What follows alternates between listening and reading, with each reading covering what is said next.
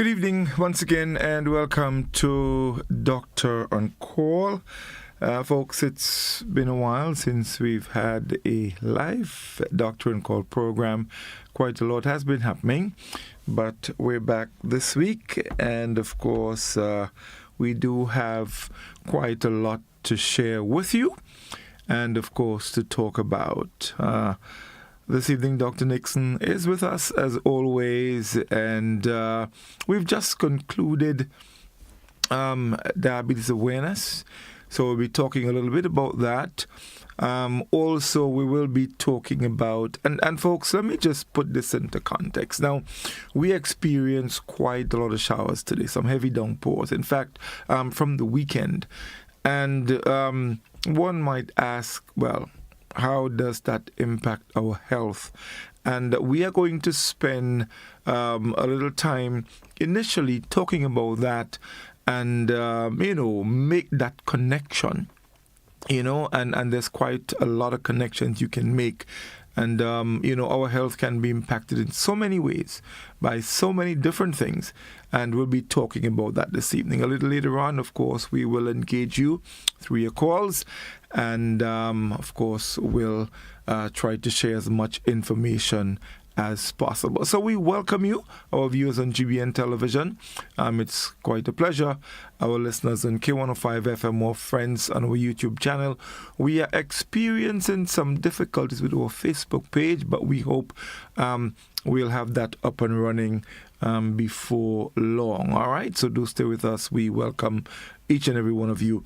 Dr. Nixon, good evening. It is such a pleasure to be back. I was off for a little while, and then I came down with the cough. I had practically almost lost my voice, so we weren't able to do a live one, but we're back this week. I think the voice is, not 100%, but, back to where we can actually do our programs and keep our conversations going.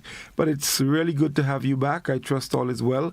And I see that despite the heavy downpours today and on the weekend, you are still very much, on top of things.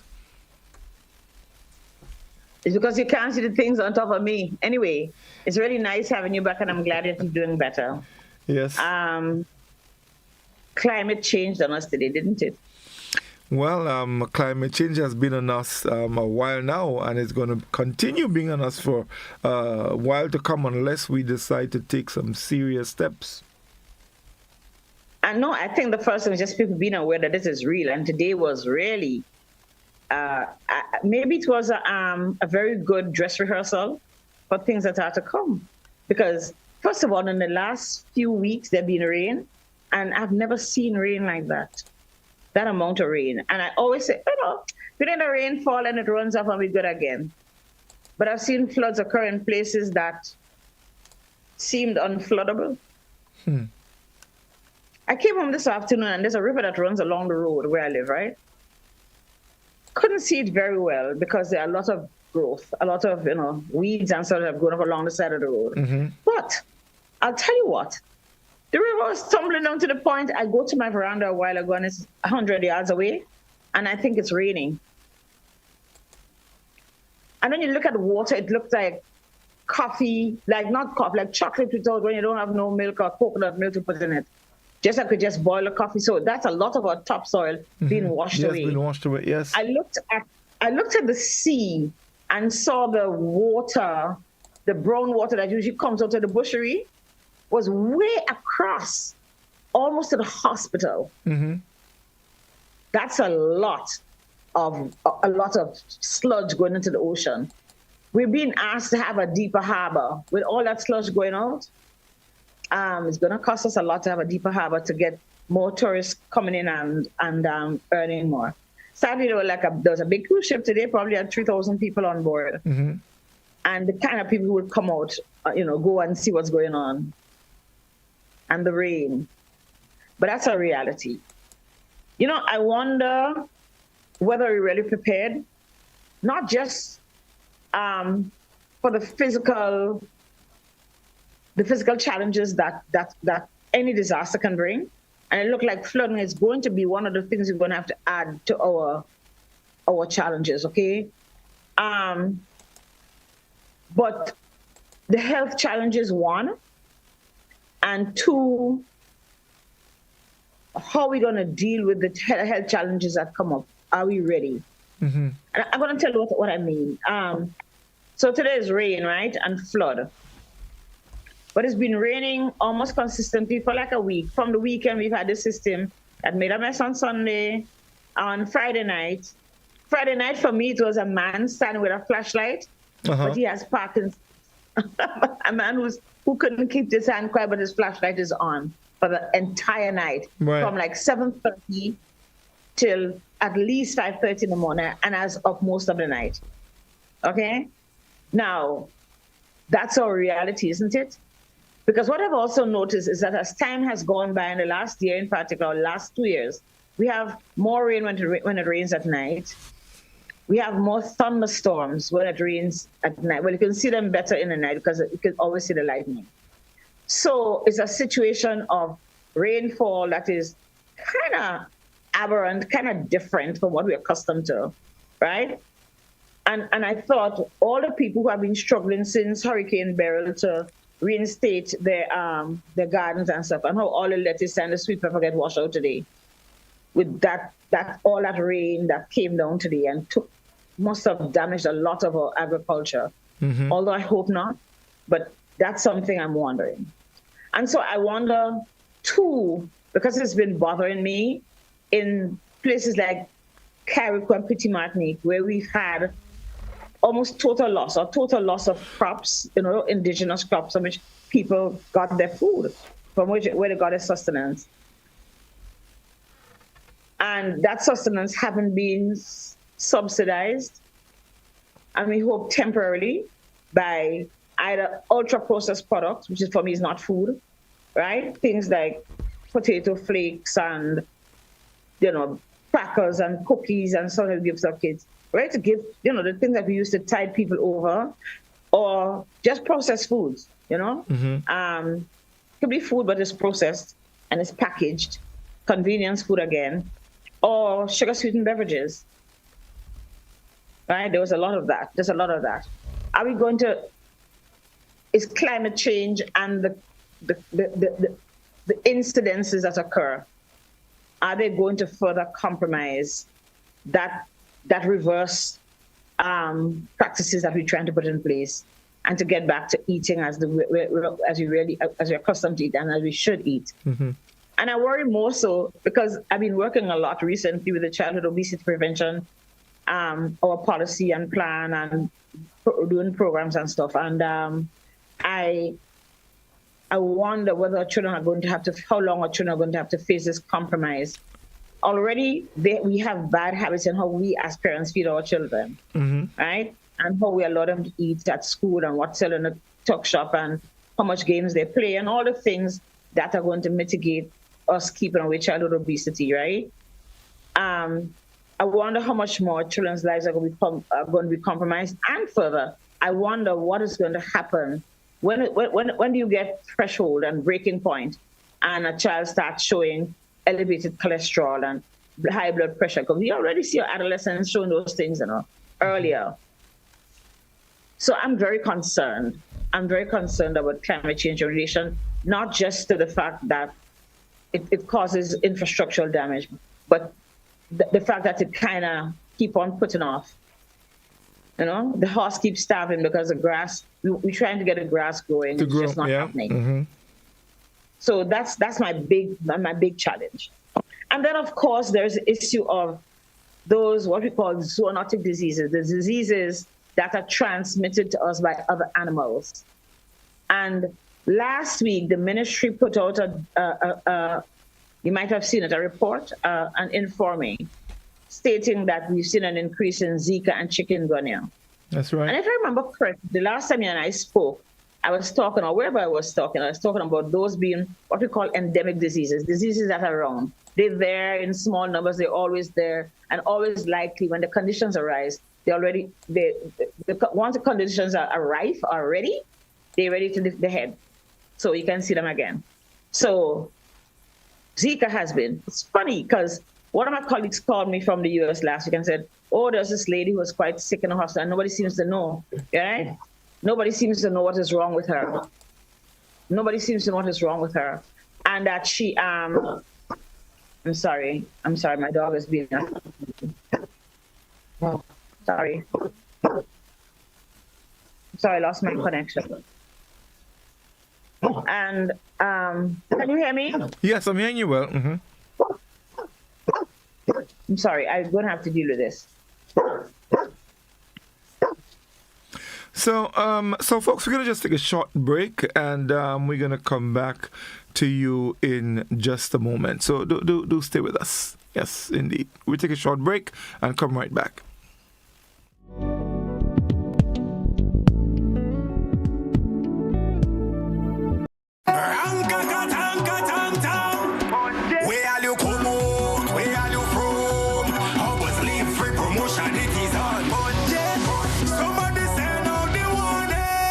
Spend $50 or more at any Hubbard's department or participating outlets for a chance to win free fuel, free drinks, free prizes, free property and vehicular insurance, free Hub TV and internet, free electricity, free coke, free water, free cooking gas, free paint supplies, free Dutch Lady milk, free passes to Sunshine promotion events for 2024, free groceries, all for one whole year. And every winner receives a free lunch package. But that's not all. Drive away in style in a brand new Isuzu D-Max.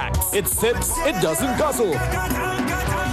So fill out your entries and place them into the marked entry boxes. This promotion is brought to you in part by Dutch Lady, Danny, Promo, Supreme Bleach, Creative Chef, Grenlac, Floor, Salt Petroleum, Grenadian General Insurance Company Limited, Coca-Cola, Sunshine Promotion, Caribberies, Coop Bank, Sesame Spain, and Food Fear. Promotion runs from April 2nd to December 24. Terms and conditions apply.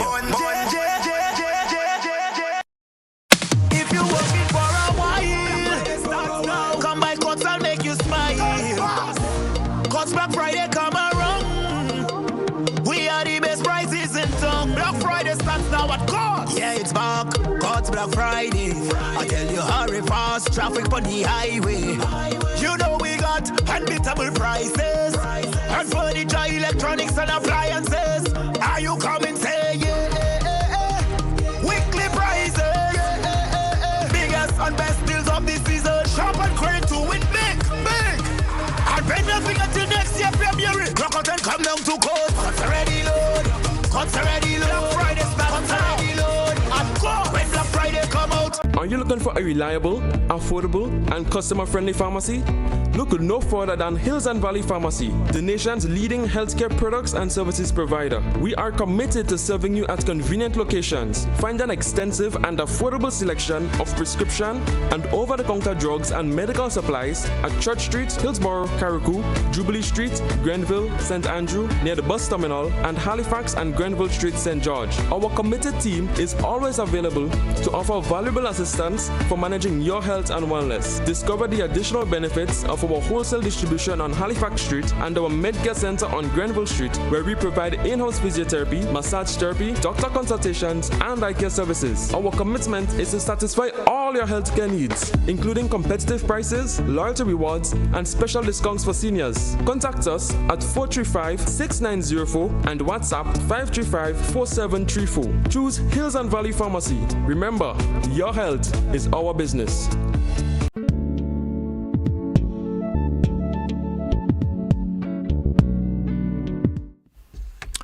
Okay, welcome back, everyone. And just had to take a quick break there just to sort of deal with a little situation.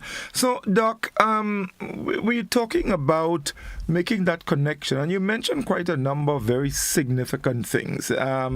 Also going back to also mentioning the issue of childhood obesity and where all of these start. And I want us to make the connection as we move along. For example, what we saw happen today, and of course on the weekend, and how that in itself, that volume of shower, together with slides, fallen trees, land slippage, all of these things, how can we connect them back to our health? In other words, how things like that can impact our health? All right, so let me apologize about my dog who has been traumatized from all the weather, being at the house alone today after all that rain. I'm very sorry. So, look, life is a continuum of not just events, but phenomena, things that exist in this world. We talked about how not having food because of the weather. You remember last year when things got really bad because we just didn't have proper food? Yeah. Because of drought. We just gone to the other extreme that almost has the same output. There was no water, and most people have no water today. Because the water that comes, we use surface water in Grenada mostly, right? The water that's coming down in the river is impossible to drink it. That's cocoa tea without milk. That's what it looks like. So try and imagine the effect of the rain on the engineering, the structures in a treatment plant. That will mash up every single valve, just the power of the water. So we turn off water. But it can't be isolated because we have to have conditions for food to grow. We have to have conditions so medications can come in. We have to have conditions so you can go to the doctor. You have to have conditions so you can exercise. Okay, we have to have conditions so you can buy your medications in the farm. You can get to access your medications if you're on medications, right? And so that once you have something that breaks the cycle in so many places at the same time, if you already are ill, you will be. If things continue like they are, the conditions, the weather conditions, the climatic conditions are going to make you ill. Mm-hmm. Simply because what you're expected to do to stay well. And that's why I'm coming back to our children. Okay? We're seeing, and not just Grenadian statistics, but Grenadian statistics coming into what we call low and middle income country, or they say we're middle income, and we still have 40% of our population poor. They need to explain that to all of us, but that's okay. People are dependent on having good land, having regular access to good food, and even getting education, understanding what you need to do in order not to get well. Educators have to go there and meet people. People have to go to their clinics. Information has to be shared. And yeah, we have internet and everything, but people need to be in environments where they can ask questions, where information is imparted in an environment that's friendly and allows for equity. Everybody have the same access to the information. Everybody can ask their own questions. Everybody can be given information that they can process at their pace, so that all of us get to understand exactly what's going on. I wanted to. The childhood obesity thing really bothers me because every time I think about it, every single night I think about it, and I'm like, oh my goodness, this is like a whole. Childhood obesity looks like it needs a whole ministry, because our life has trickled down into instant gratification. Everything we do now. So instead of I don't want your mother to cook in the morning. Sometimes we get fig and sulfur sauce in the morning when we get as little children, right? Or steam sweet potato or something. You had a meal, right? And the grandmother might have fried jacks from the night before. So you had jacks, or you had jacks broth or something that you had. But you had substantial food that didn't that was good for you, right? And your family had land and they planted the greens and stuff. Because I don't remember us going to the supermarket to buy them kind of stuff. As a matter of fact, I never bought fish in the supermarket until I came out of medical school. And I couldn't understand why people sell fish in the supermarket. How long have I had that there? Okay? But we have chosen, because we become a little less poor, right?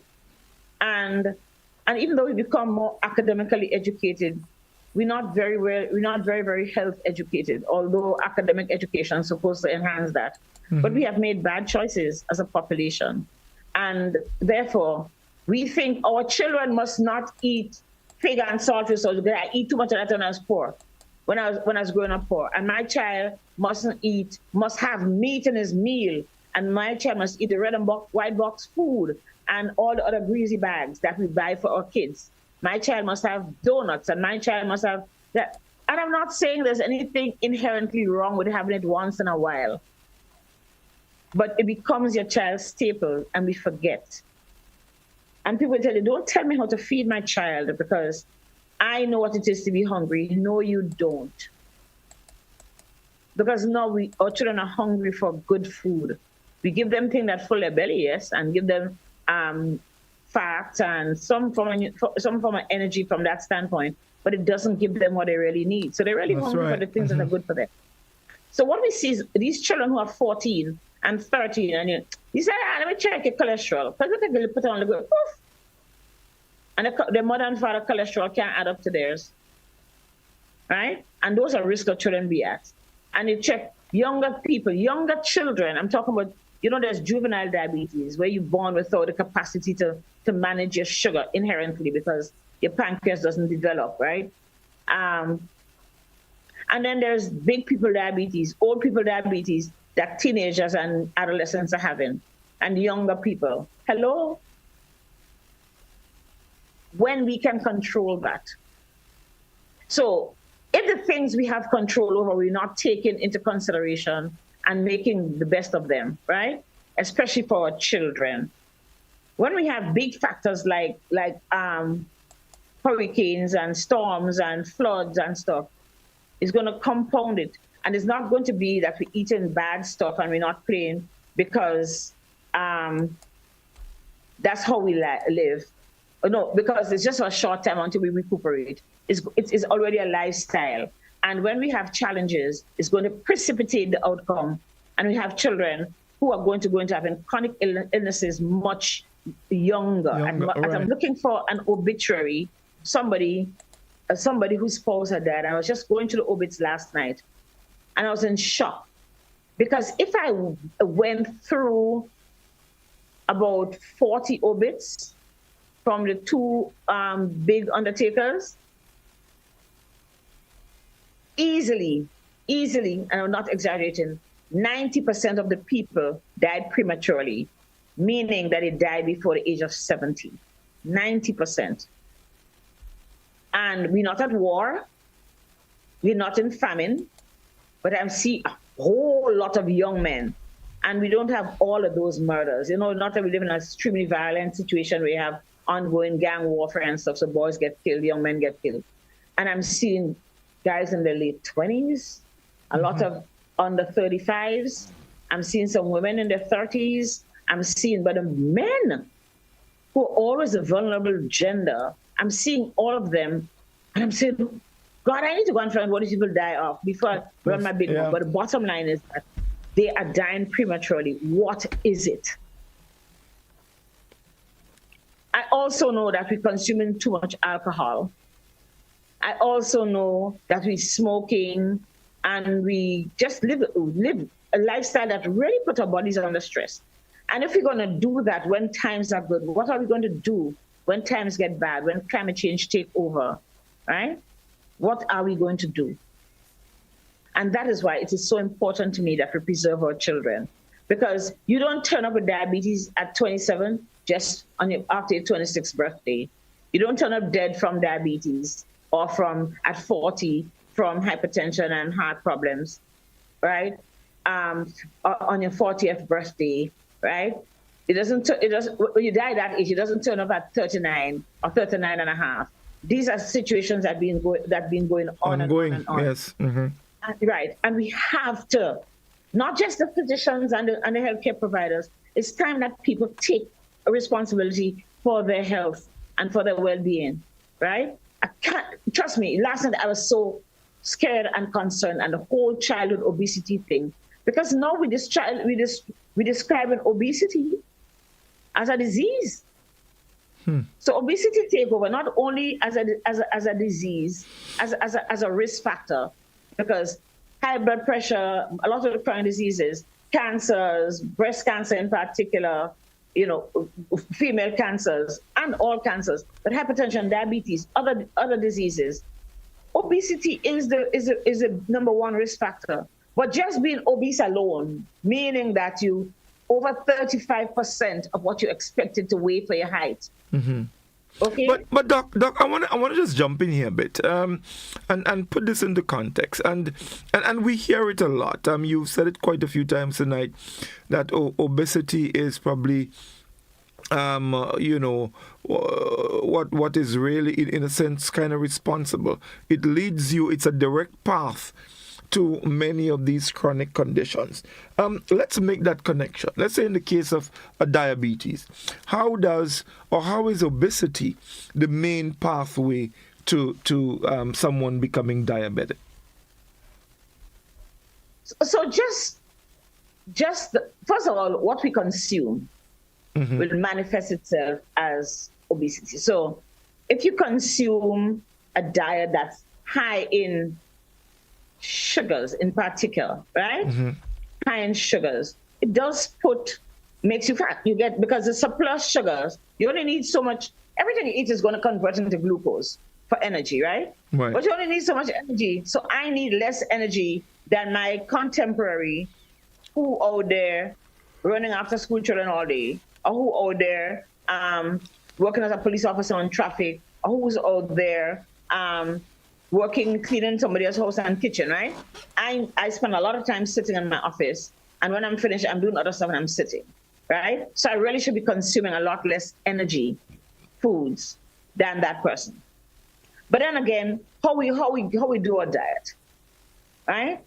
What I eat, my body will only use what it requires for energy within that time, and that energy is glucose. It's like, you want to go buy a loaf of bread, you have an EC dollar. You want to buy a tire for your car, you have your EC dollars. It's a currency for energy, right? The glucose is a currency for energy in the human body, right? So for you to wink your eyelash, for you to clap your hand, for you to dance, for your brain to think, any activity that you want to do, the energy for the cells to act comes from glucose. You only need a certain amount.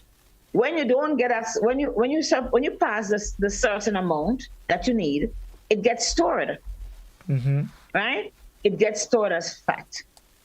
But at the same time, your pancreas produces a hormone, a chemical called insulin that regulates how you manage that glucose, right? So in the beginning, when you don't have diabetes, your every time you eat something that is going to break down into glucose, your brain says, hey, Godfrey just had some stuff. That's what it tells the rest of your body, right? Godfrey just had XYZ. And Godfrey's having XYZ means that, okay, pancreas, get going. Your body communicates within itself. Get going, produce some insulin, because Godfrey needs the insulin to take the glucose that he's consumed, which is what your food becomes, into the cells where they're needed for energy. Okay? Into the cells where they're needed for energy. Now, if you have surplus, that surplus is going to be stored, right? It's going to be stored as fat in the liver, fat in your muscles, fat on your belly, fat wherever, right? And that constant, plus the fat produces toxins, right? That are going to create more stress on your body, right? Now, when you have burnt out your pancreas, when you're all now big and fat, or burnt out your pancreas, and there's also, I want us to know, there's a set of, a subset of people in the Caribbean who are very mager and have very bad diabetes. But that's a genetic thing. That's a Caribbean thing. Okay? So you see these people who are very thin and who have very, very, very, very high sugars, right? It doesn't mean that the pancreas is not equally damaged, right? But the fat produces a lot of toxins that lead to a lot of deterioration of tissue that we see, whether it's in us developing hypertension, whether it's in us developing diabetes, especially cancers, and so on. Now, when our children are obese, we know our children there's a balance, right, between what you need and what you consume, right? If you consume more than you need, it's going to be stored as fat. That is understood, right? Whatever you eat, your body's going to translate it back into fat. Damages your liver, especially because you get fatty liver that make you can't function well anymore. And you now have very little insulin in your pancreas because you cannot burn it out by eating all these food that need it, you know? Pancreas can only produce so much at a given time. But if you keep pressuring it, you will actually have a pancreas that doesn't work as well as it should be. And so, no, you don't have insulin when your body calls and say, hey, I need some insulin. Your pancreas says, oh, well, we don't kind of have, or the quality we have is not so good. We give it what we can. And all that sugar just stays in your blood. It no longer can be converted into the fats for storage. It just stays there, right? And that on its own has its own toxic outcomes, its own toxic effect on your eyes, on your kidneys, on your brain, on your heart, and on your circulation in general. But we're going to talk about that and probably next week, right? But obesity, we know, apart from it being a disease on its own, because think about it. Fat people can't walk and exercise as they need to. So they develop other challenges. Their muscles going to start wasting because you need to exercise your muscles for them to remain intact. Self-esteem issues, especially in children who are obese, right? They have a lot of self-esteem problems and have need for support, psychological support in order to survive. Because they also get bullied by their friends and all the rest.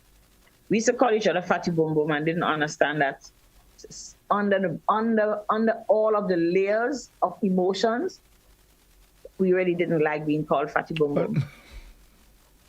Right? So there are a lot of issues. So the obesity thing we have to stem.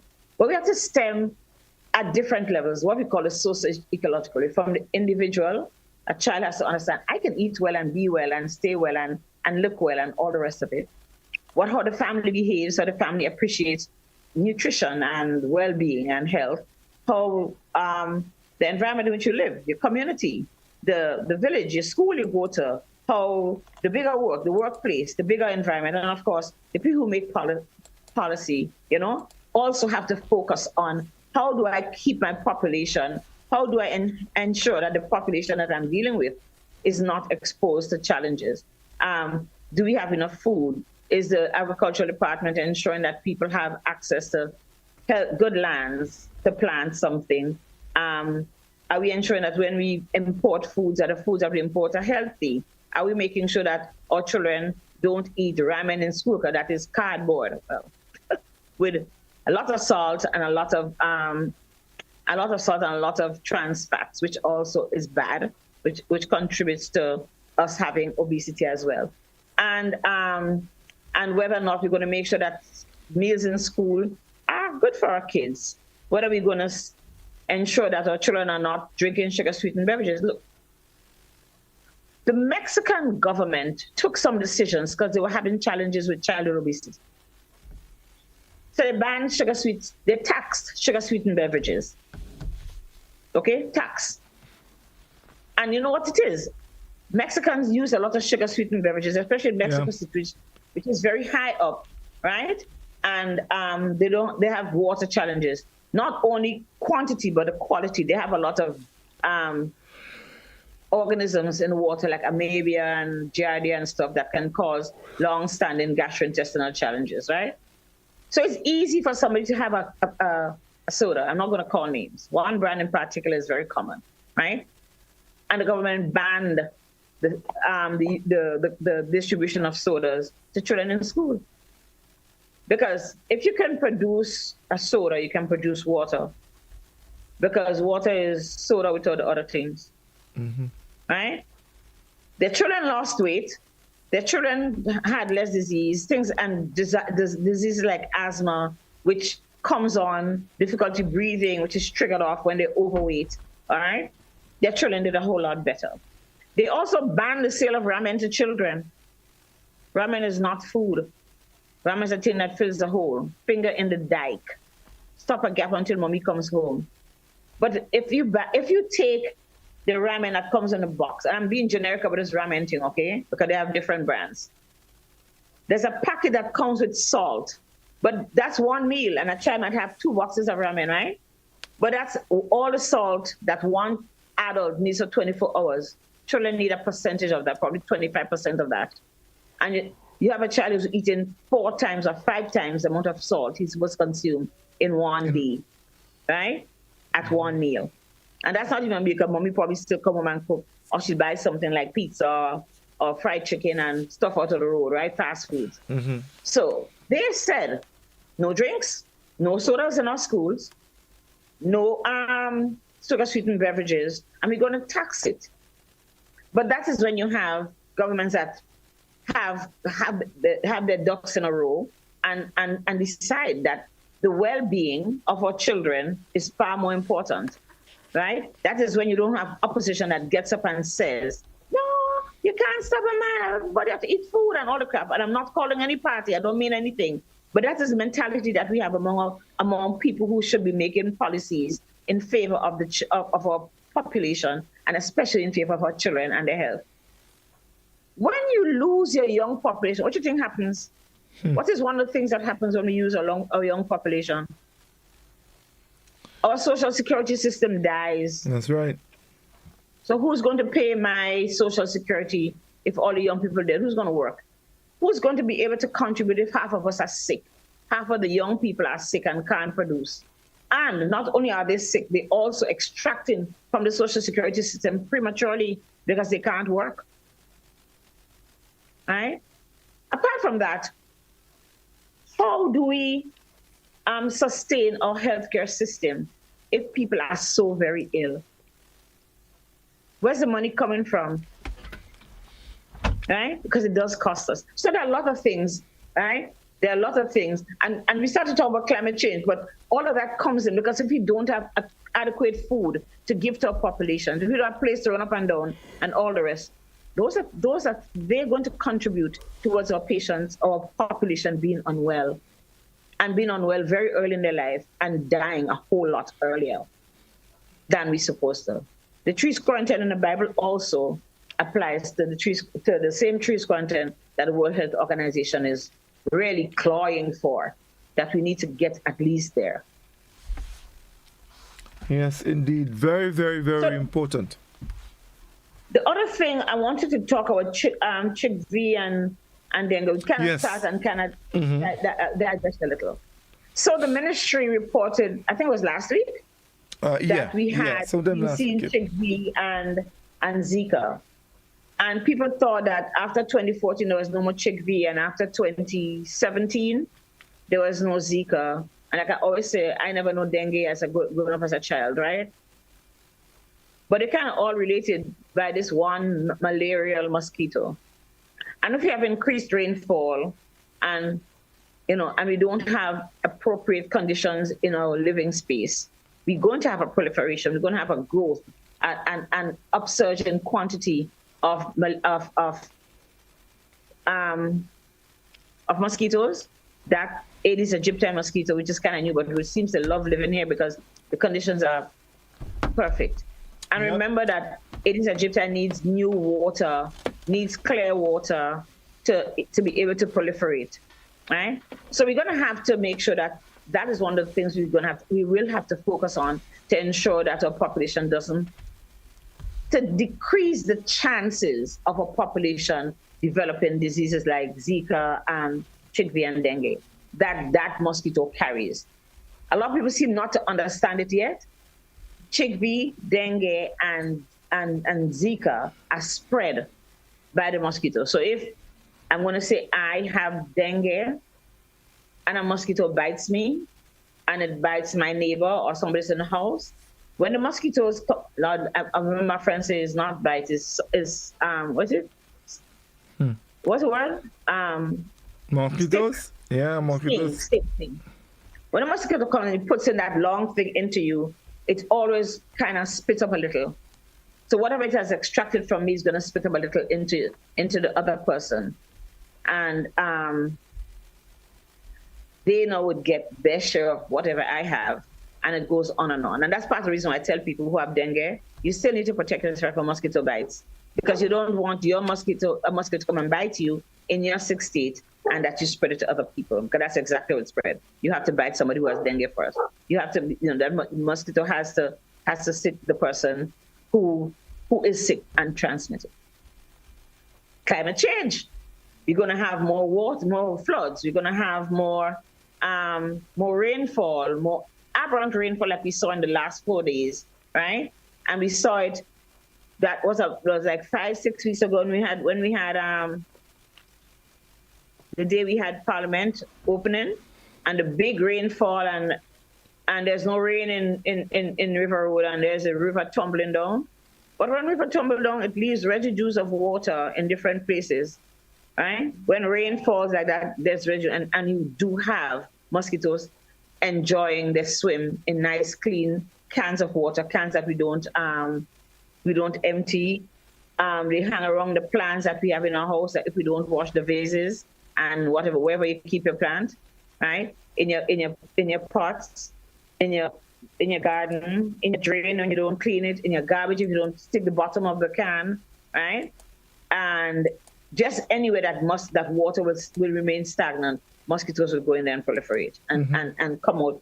And yes, like I said, Zika and chikungunya are still here. It's just that they have not been as prevalent because we have taken some precautions, but the bottom line is that they are here.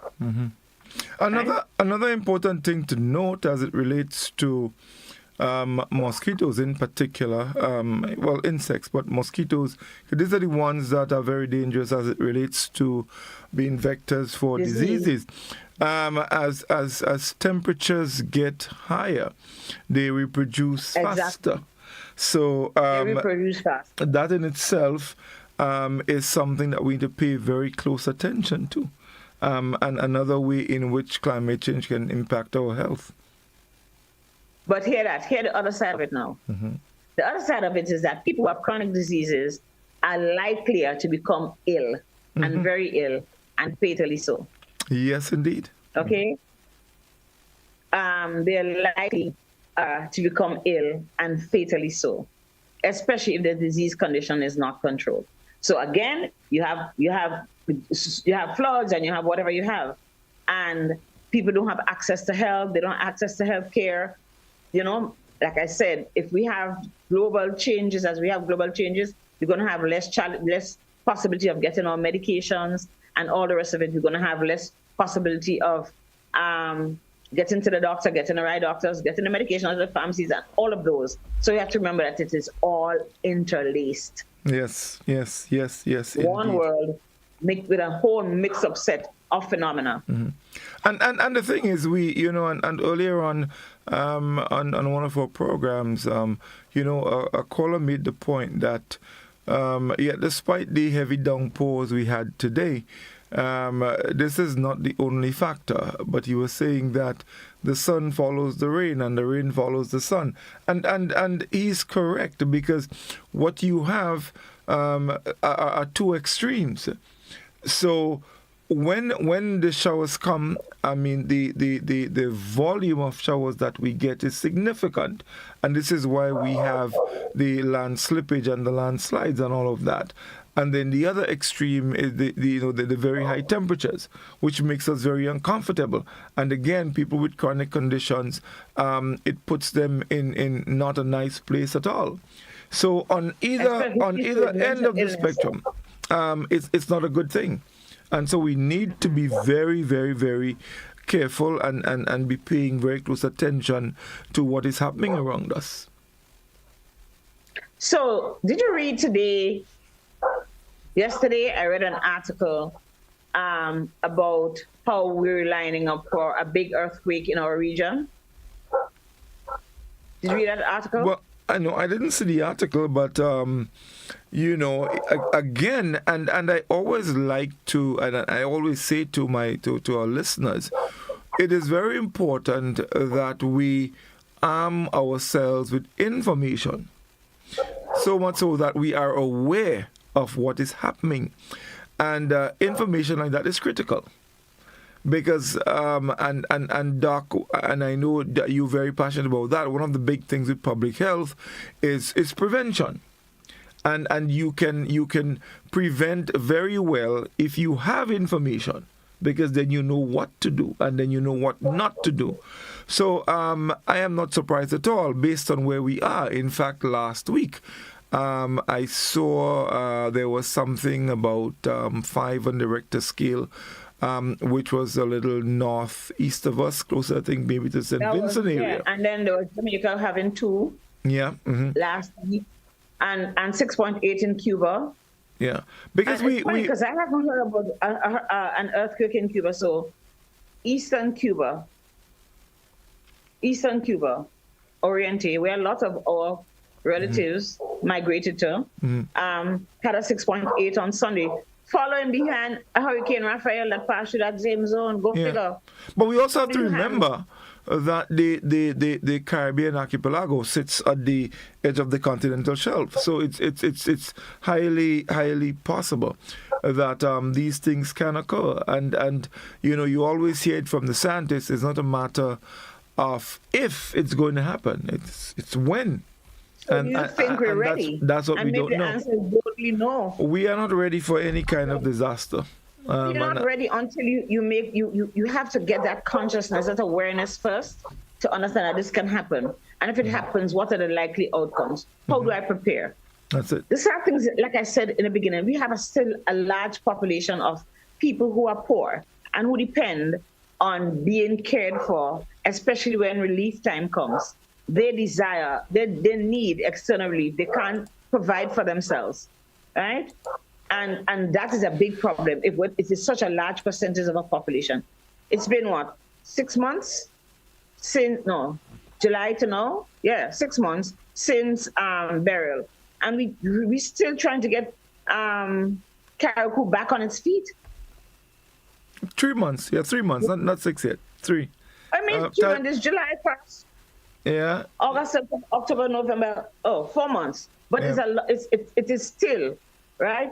They're not back up and running. It's going to take time. The kids are still not in school every day. There are people whose houses are still blue tarpaulins, whose roofs are still blue tarpaulins, and not all of it is surrounded. So people are still exposed to the elements. Yeah. And if we have more disasters coming on, what's going to happen? How are we going to have our hands down? And what's going to happen if we have a Caribbean, a regional disaster?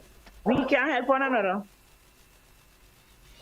Well, I guess that's why we have climate financing, and we know how to tap into that and do. Well, you think you'll get climate finance from anybody with a different color? I'm saying that, and I'm smiling because I raised the question some time ago. Yes, climate financing is very important, of course, because we are not responsible for the impacts of climate change that we are feeling. But the bottom line is getting it is one thing, and we can get loads of climate financing. But if we are not making the difference, if we are not going to do anything to significantly slow down the impact of climate change, no amount of climate financing would make sense to us, because the same thing would keep happening over and over and over. Mm-hmm. Yeah. So we have to do what is necessary and what is important to make a difference, to significantly slow the impact of climate change, slow the rate of global warming, and learn and understand the importance of adaptation and mitigation to climate change. Unfortunately, there's going to be a lot of reversal to the negative following last week's elections. Well, yes, indeed. Yeah. Indeed.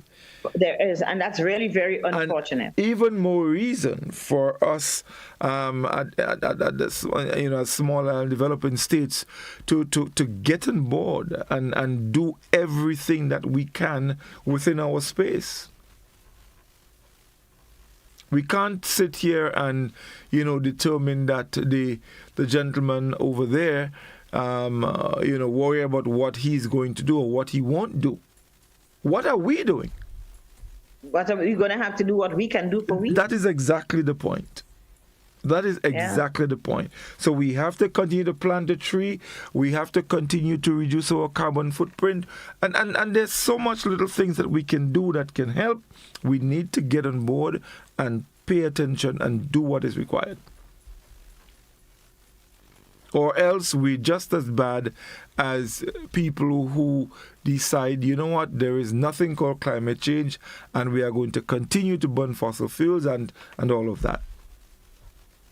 So we have to do what is necessary. And the bottom line is, when all of these things happen, it does impact our health in a very, very, very significant way. That's very core, right? Directly and indirectly. Which leads us into the whole issue of World Diabetes Day. Mm-hmm. So I believe every day is Diabetes Day, okay? Every day we have to be aware that this is a big problem and a growing problem. Like I said earlier, we actually have a younger population manifesting old people diabetes. Not the type of diabetes where you have to have insulin because you must have insulin because your pancreas isn't properly formed. The type of diabetes that's being caused secondary to our lifestyle, okay? Whether we eat badly or we don't exercise or whatever it is, or we are obese.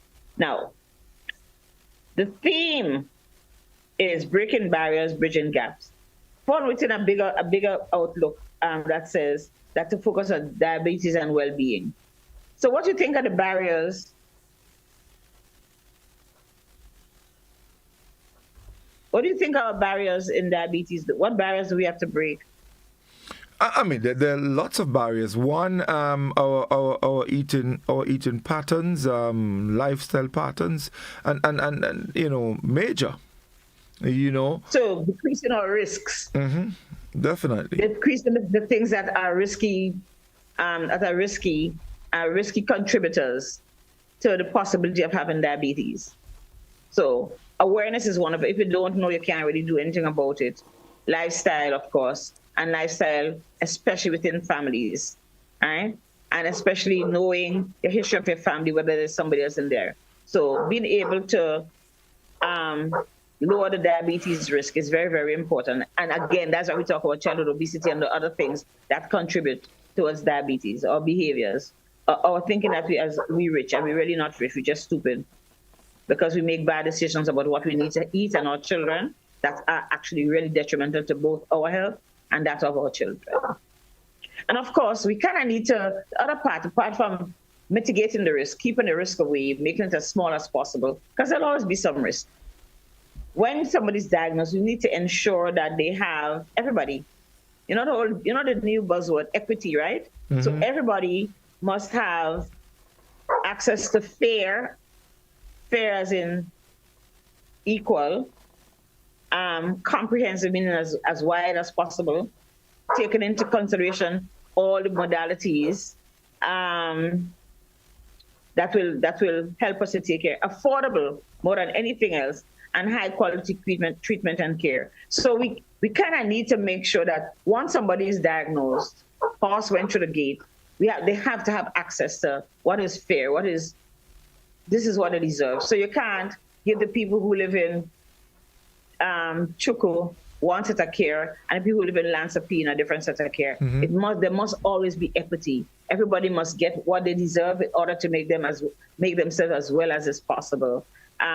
It must take consideration all the modalities. So if somebody needs to have counseling, eye care, dental care, foot care, advice, psychosocial support, psychological support, insulin, or oral medications, right? Or just can't function on that.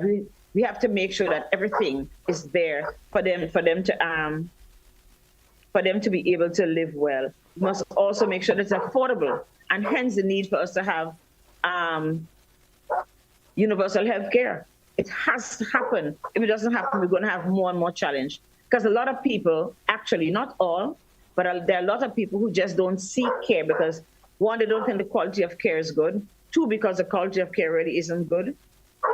Three, because they don't have the funding. They think they need a little more money, or they might go, and the system that we have might be able to afford certain things. But our system doesn't have much space for counseling. Our system doesn't have space for the high-end medications that are currently available. They're not even on our formulary. The formulary is like a book that says, here are the medications that are sold in this country. Here are the medications to which the patients, people with diabetes, should have access. And yes, we'll make them available because we have insurance that will pay. And sometimes there are people who can live with the usual metformin and whatever else they use, right? But some people need Ozempic and other thing, right? The other expensive medication that exists, right? to be able to manage their diabetes appropriately. So we really have to make sure that everybody has access to care and affordably. And of course, it must be high quality. Again, you can't give the poor people from Chuko, whatever is there, and then you say, well, you have health insurance. Here is XYZ. You have to keep into consideration and practice that whole thing of equity among all the population.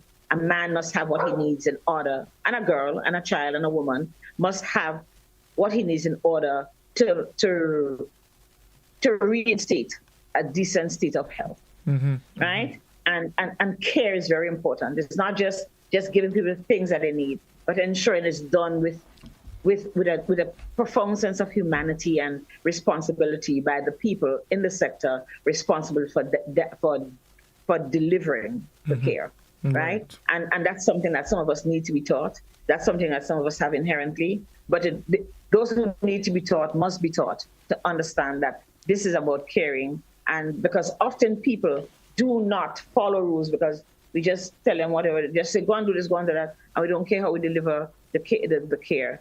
And when people need hospitalization, they mustn't be afraid to go into hospital because it must be a place of tenderness and they know what they're getting is care, not just housing so they can get medication. It must come with a very profound human component and one that has compassion and understanding and a lot of empathy.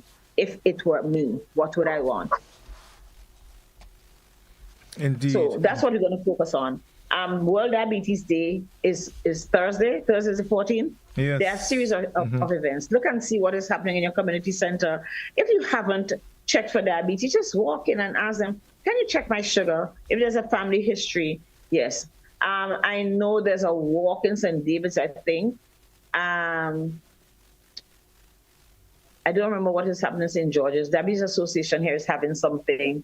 And you can go to the health centers. They are really, they're really ready and willing to, you want to, get a screen for diabetes. Go get your general checkup. Go and see what your cholesterol is. Go and see am I within my required weight? Am I obese? Am I underweight, right? If I already have diabetes, do I have, how my kidneys functioning? I need my vision checked. I need to know what my cholesterols are, whether my heart is enlarged. Is my heart functioning well? Can I have an electrocardiogram done? Have I been to the dentist? Have I been to the foot care person? Those are the things, what is going on in my kidneys, especially because that is the worst outcome. So we still have the parameters that we need to look at, but must function within that ambit of empathy and everybody must get what they deserve and all the rest of it. But we can only deliver, the health sector can only deliver to people what they deserve if they go and look for it. They must access whatever is there. They must access. And if people come in for care, that's one form of advocating that you deserve to have this, that you want to have this. Because nobody knows what you need if you don't turn up to ask for it. That's right. If you want to, let's say, go to the supermarket, right? And you want, remember when you're a little boy? Since you're a bigger boy than me. Remember there used to be little bottles of sweet oil, right? And when your grandmother asked you to buy a little vial of sweet oil, which was really sweet, it was perfect olive oil, right? You didn't just buy any oil, you bought the sweet oil. But let's say you walk into Foodland and you want sweet oil and they don't have it, and you just walk out. And you don't tell the supervisor, hey, I need some sweet oil. The supervisor doesn't know that you're looking for sweet oil. Yeah. If you go to the health center and say, I'm not going there, they wouldn't know that here's a man who works from 6 o'clock in the morning. He coming at 2 o'clock. He needs to have whatever checked. He wants to check to see if he has diabetes, prostate issues, whatever it is. If we don't know that there's a component, there's a grouping, we can't advocate for them. We can't say, hey, we have to provide X, right? There are men who work in the mountain from 6 o'clock who also need to figure out whether they have diabetes or not, right? So people have to turn up and use the services that are there and say, well, I wanted my prostate checked, or I wanted my 2-hour sugar checked, or I wanted something else checked. right? I've been having XYZ. My vision has not been good, right? So that we know that these are services that must be provided. But you can't provide it unless people come and use it. There's no need. That's a waste. You know? So people have to use the services and use the services. There are services that are available. They might be elementary, but they usually are services that if we use them, we wouldn't be as sick as we are. That's it. In fact, I listen to many of our leaders when they speak on the issue of health, and a lot of it has to do with how you fix the problem, and I often ask myself, how is it that much emphasis is not placed on preventing the problem? So we talk about health insurance, we talk about medical services in our hospitals, and hey, they are all very necessary, because at some point or the other in our lives we would need that kind of service. But how about helping people to understand the importance that if you can practice serious prevention, the period, it lengthens the period within which you would need that kind of care.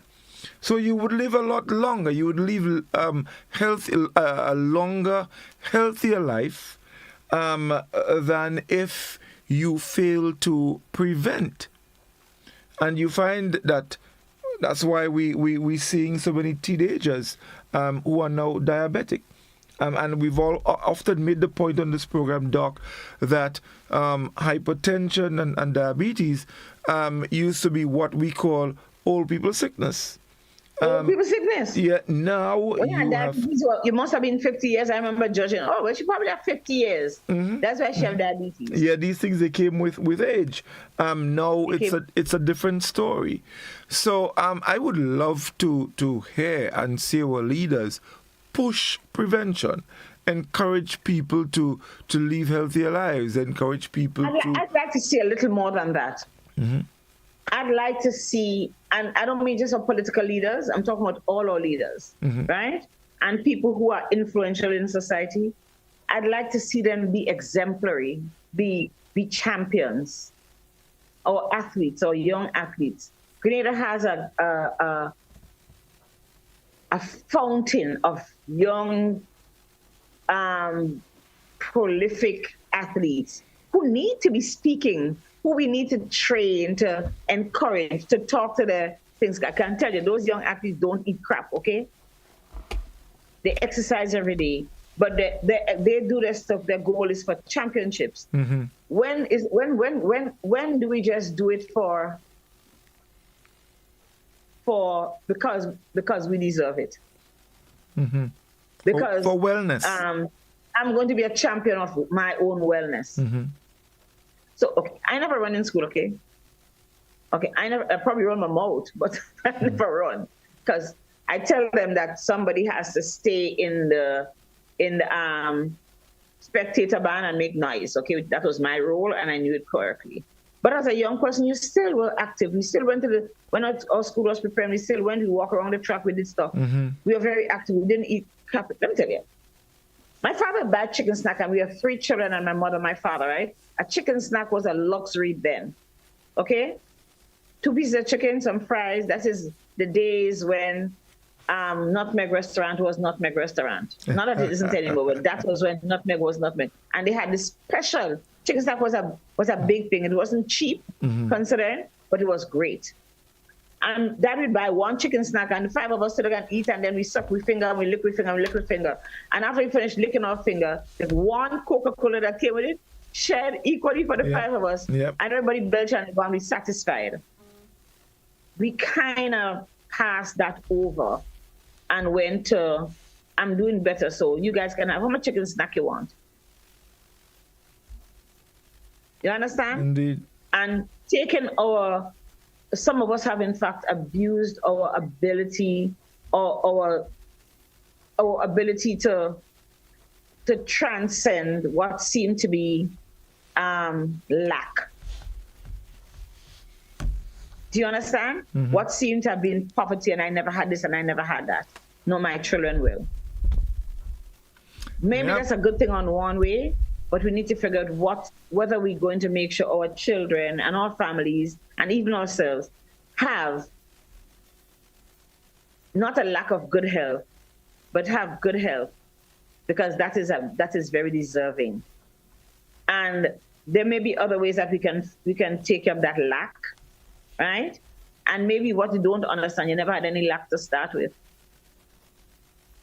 So what you can give your children is the luxury of being healthy, the luxury of being able to live. Because what's going to happen is our life expectancy is going to start going back down.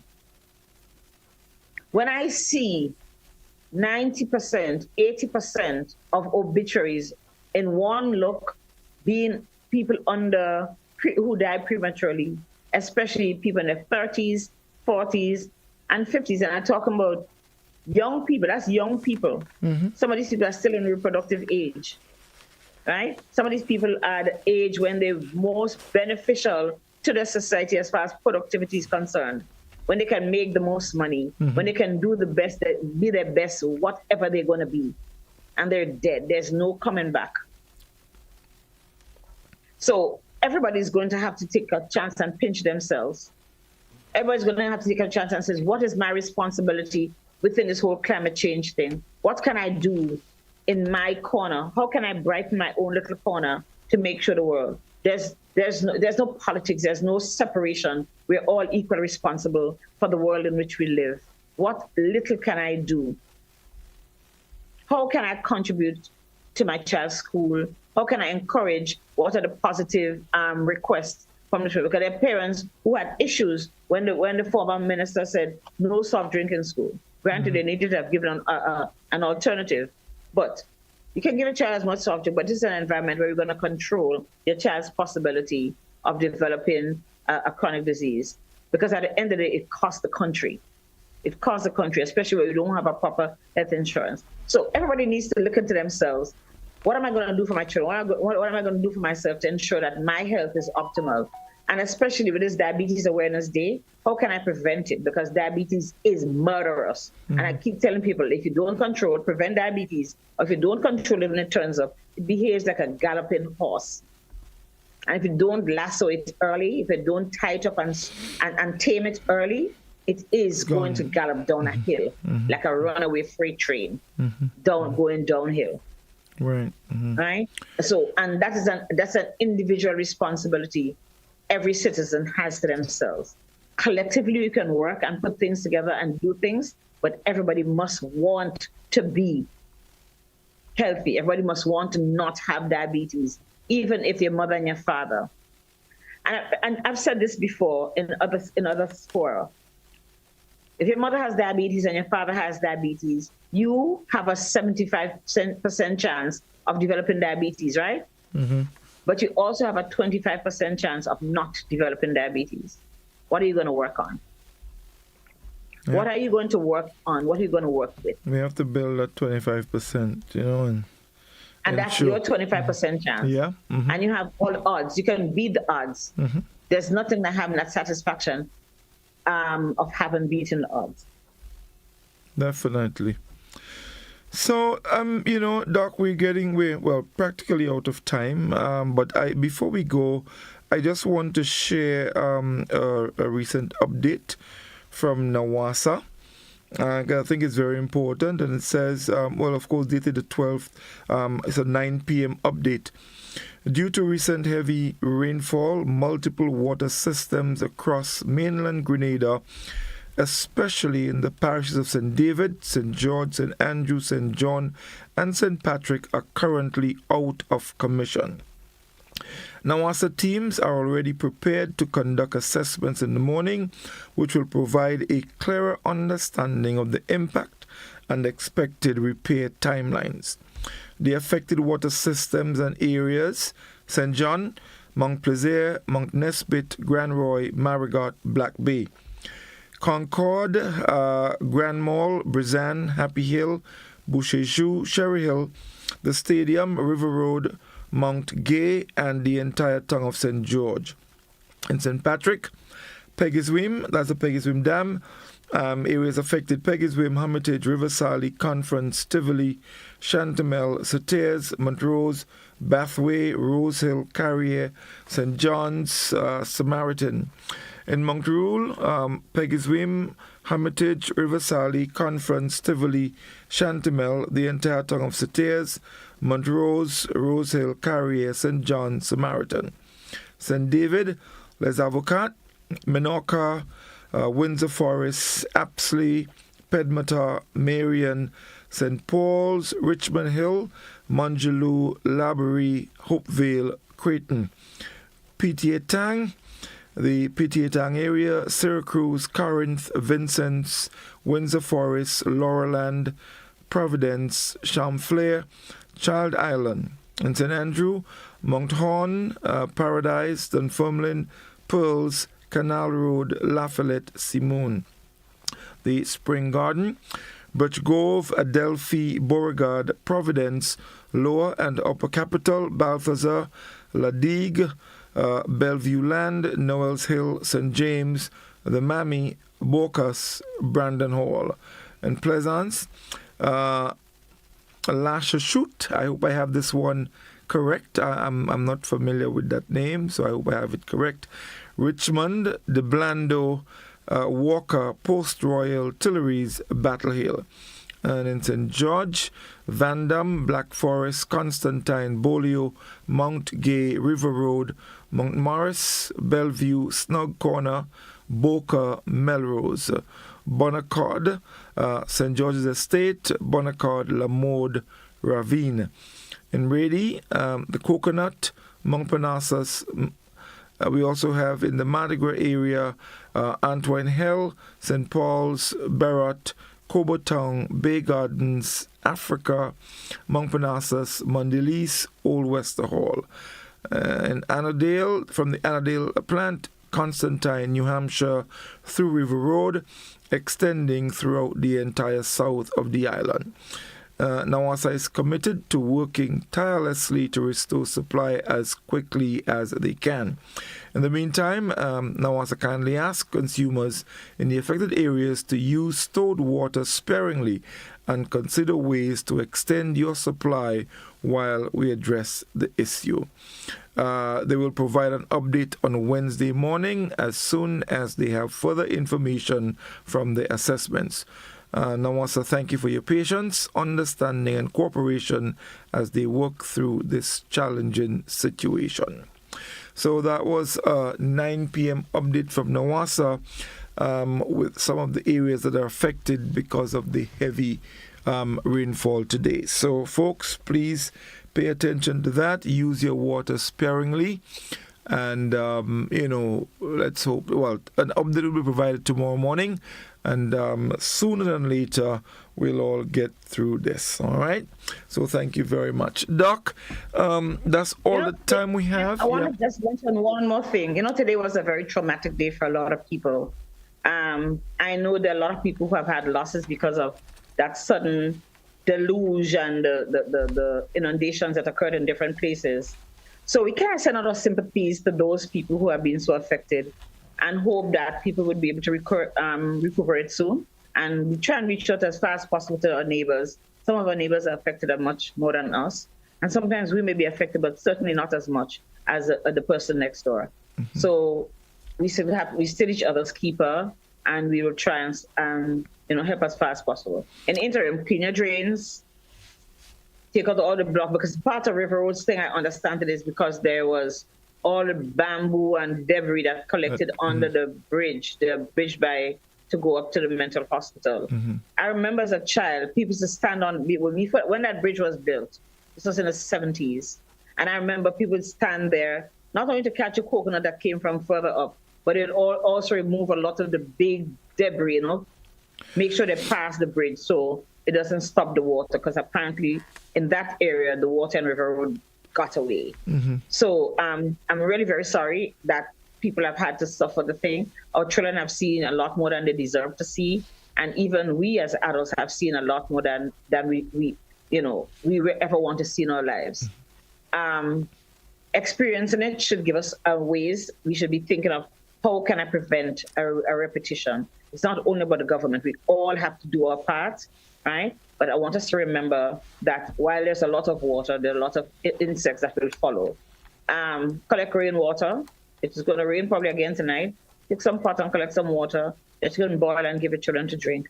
Remember that we can have diarrhea and other stuff. They close a plant because a plant often cannot guarantee the safety of the water. And of course, the safety of the plant, because you don't want all that heavy water coming in and mashing up everything that's in there. But they do not produce water. They do not let water out because they have to ensure that it's a certain optimal level that the water has to be before it is shared with the community. The community at the same time has to be responsible for itself and make sure that we take care of we keep the best water. We boil what we're going to drink and make ice. If you're going to cook, you probably can, that's a different story. You can use it, but there's a lot of rain. Collect some rainwater. A lot of people like to bathe under the spouted. That can still happen. I love that, except that I can't do that, and then the police going to pick me up. But the truth is, let us be creative while this happens. It might rain again. And look at the weather. We've cost a lot to not only NADMA, but also to the Met Office when they give us information that doesn't come through. But that's all part of climate change. In the past, when they tell you 6 grain of rain going to fall, 6 grain of rainfall, that's not how it is these days. So let's be always on the alert. Take seriously whatever advisories are put out. All right? And again, sorry, let's try and help each other to recuperate and start back our lives. And please be safe, everybody, as the rain comes again. Yes, should indeed. come again. Mm-hmm. Thank you very much, Doc. As always, it's a pleasure. Thank you to all our listeners or viewers for staying with us. Of course, you can join us next Tuesday for another Doctor on Call. In the meantime, be safe and do take care. All the best. Good night. Good night, everyone.